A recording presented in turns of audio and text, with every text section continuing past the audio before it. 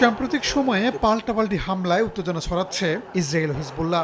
মঙ্গলবারও লেবাননে সশস্ত্র গোষ্ঠীটির অবস্থান লক্ষ্য করে দফায় দফায় হামলা চালায় নেতানিয়াহু বাহিনী। তাদের দাবি, লেবাননের দক্ষিণাঞ্চলের একটি গ্রামে থাকা হিজবুল্লাহর সামরিক অবকাঠামো লক্ষ্য করে হামলা চালানো হয়। ইসরায়েলি সেনারা ওই গ্রাম থেকে সন্ত্রাসী কার্যকলাপ পরিচালনার প্রমাণ হাতে পাওয়ার পরেই হামলা চালিয়ে তা ধ্বংস করা হয় বলেও জানানো হয়েছে।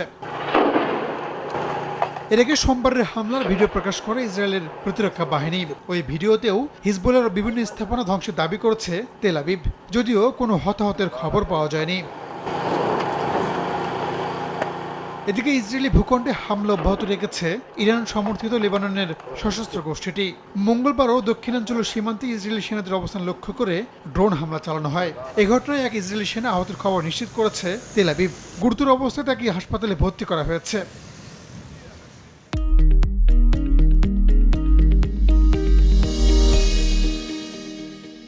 হিজবুল্লাহ ইসরায়েল সংঘাত যে কোনো সময় আঞ্চলিক যুদ্ধে পরিণত হতে পারে বলে শঙ্কা প্রকাশ করেছে যুক্তরাষ্ট্রের এক শীর্ষ কমান্ডার।